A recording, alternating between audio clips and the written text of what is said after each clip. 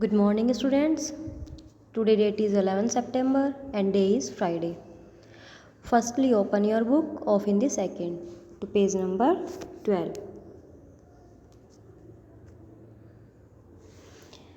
बच्चों, कल हमने हिंदी सेकंड का फर्स्ट चैप्टर रीड किया था एंड उसका बुक वर्क फिल किया था। आज हम हिंदी सेकंड का चैप्टर 2 रीड करेंगे। ओके स्टूडेंट, फर्स्टली आप डेट मेंशन करेंगे। Chapter number 2, chapter name is वर्ण और वर्णमाला। यहाँ पर आप डेट मेंशन करेंगे 11 सितंबर। ओके स्टूडेंट्स, डेट आपको ज़रूर मेंशन करनी है। Let's read. चलिए पढ़ते हैं। आपका जो चैप्टर का नेम है वो क्या है? वर्ण और वर्णमाला।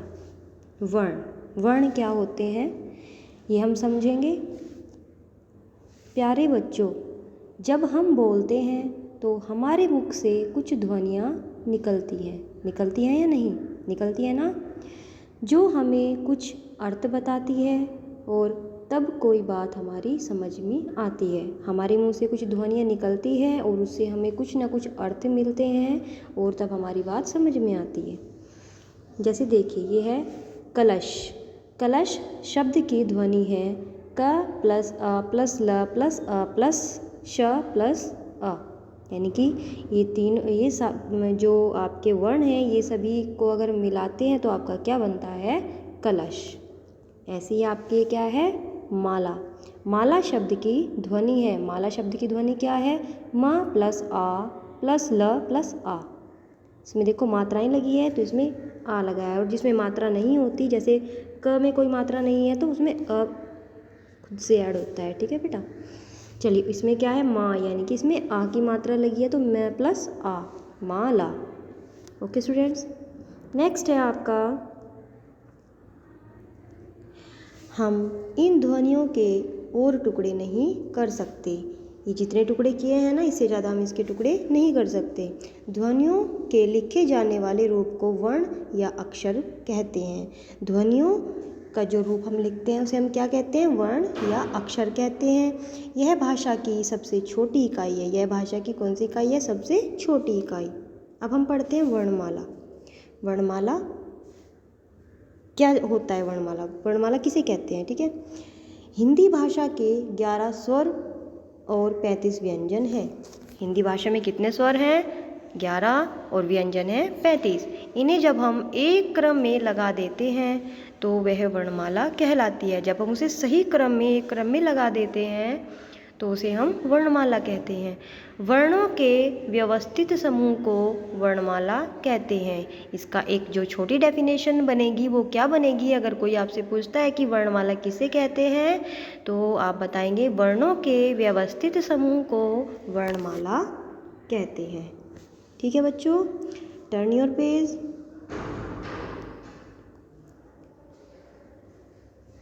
Page number 13।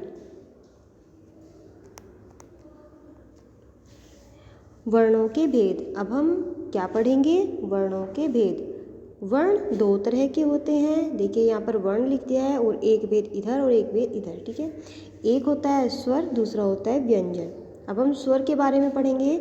जिस वर्ण के बोलने में किसी दूसरे वर्ण की सहायता न लेनी पड़े। जिस वर्ण को बोलने के लिए किसी दूसरे वर्ण की सहायता न लेनी पड़े उसे स्वर कहते हैं। हिंदी में 11 स्वर होते हैं बेटा, ये चीज़ याद रखना। अच्छे से रीड करेंगे, कम से कम 3 टाइम्स आपको ये चैप्टर रीड करना है, और जो इसमें क्वेश्चन है छोटे छोटे छुपे हुए उसको अपने माइंड में सेट करना है। जैसे कि वर्णमाला की परिभाषा, ठीक है, और जैसे वर्ण कितने होते हैं, स्वर कितने होते हैं? स्वर 11 होते हैं। ठीक है, और व्यंजन कितने होते हैं? व्यंजन 35 होते हैं। चलिए, आपके 11 स्वर कौन कौन से होते हैं? अ, आ, ई, उ, री, ए, ऐ, ओ, औ। ये आपके 11 स्वर हैं। अब हम पढ़ते हैं व्यंजन। जिस वर्ण के बोलने में स्वर की सहायता लेनी पड़े उसे व्यंजन कहते हैं। ये हमारे कितने होते हैं? 33 + 2 = 35। ठीक है, यानी कि आपके ये होते हैं 35। कितने व्यंजन होते हैं? 35 व्यंजन होते हैं। अब देखो जो ये व्यंजन है ना, इनको बोलने के लिए हमें स्वर की सहायता लेनी पड़ती है। अगर हम क भी बोलेंगे ना तो क में आ छुपा होता है, यानी कि क प्लस अ, तब वो पूरा कैसे कबूतर बनता है क, ठीक है। हिंदी में 5 व्यंजनों का समूह वर्ग कहलाता है, जैसे क ख ग घ ड।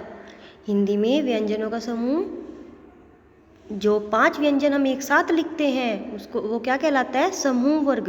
हिंदी में 5 व्यंजनों का समूह वर्ग कहलाता है। एक लाइन में हम 5 व्यंजन लिखते हैं, उस पूरी लाइन को हम क्या कहते हैं, समूह वर्ग। इसे क वर्ग कहा जाता है। इसी तरह प्रत्येक समूह के लिए पहले व्यंजन के नाम पर वर्ग का नाम होता है। देखिए ये है आपका क वर्ग, यानी कि क से स्टार्ट हुआ तो क वर्ग, च से स्टार्ट हुआ तो च वर्ग, ट से स्टार्ट हुआ तो ट वर्ग, त से स्टार्ट हुआ तो त वर्ग। ओके स्टूडेंट्स, ये आपके टोटल होते हैं 35। टर्न योर पेज, ये आप रीड करेंगे कि कौन कौन से होते हैं।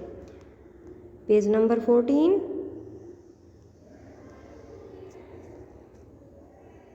अब ये जो हमारे बचते हैं और प वर्ग, और ये आपके होते हैं यहाँ तक 35 व्यंजन।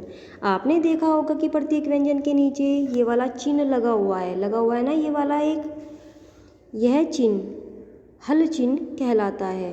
कौन सा कहलाता है, हल चिन्ह। मूल व्यंजन इसी तरह लिखे जाते हैं, जो मूल व्यंजन होते हैं वो इसी तरह लिखे जाते हैं, लेकिन इन्हें बोला नहीं जा सकता।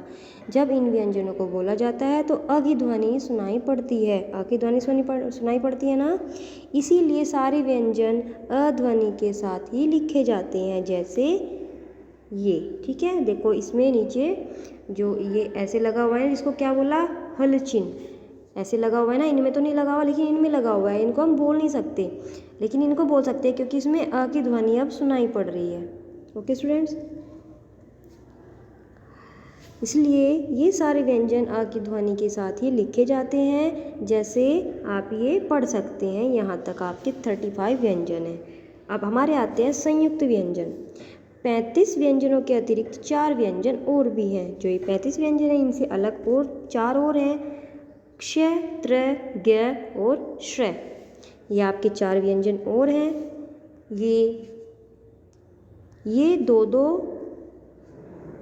के मेल से बने हैं। संयुक्त व्यंजन किसे कहते हैं, जो व्यंजन दो के मेल से बने उन्हें संयुक्त व्यंजन कहते हैं। ये दो दो व्यंजनों के मेल से बने हैं, ठीक है।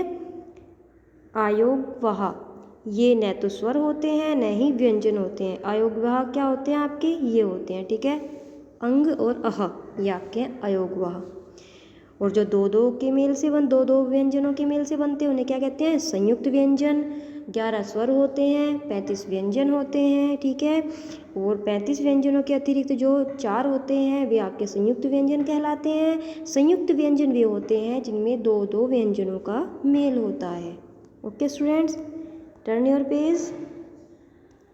देखो बेटा यहाँ पर कुछ मुख्य बातें लिखी हुई हैं, हम इनको भी रीड करेंगे। फर्स्ट है, बोलते समय हमारे मुख से ध्वनियाँ निकलती हैं ना। सेकंड है, ध्वनियों के लिखित रूप को वर्ण या अक्षर कहा जाता है। थर्ड, वर्ण के टुकड़े नहीं किए जा सकते। फोर्थ है, वर्ण भाषा की सबसे छोटी इकाई है। वर्णों के निश्चित क्रम को वर्णमाला कहते हैं। निश्चित क्रम को क्या कहते हैं, वर्णमाला कहते हैं। वर्ण 2 प्रकार के होते हैं, स्वर और व्यंजन। स्वरों का उच्चारण बिना किसी अन्य वर्ण की सहायता से होता है। व्यंजनों का उच्चारण सदा 2 स्वरों की सहायता से ही होता है। स्वरों की संख्या 11 और व्यंजनों की संख्या 35 है। बेटा ये जो मुख्य बातें हैं ये आपको लर्न करनी है, अच्छे से माइंड में सेट करनी है, ठीक है। और जो ये आपको रीडिंग है ये कम से कम 2 टाइम्स बहुत ही ध्यान से अच्छे से करनी है। Thank you and have a nice day.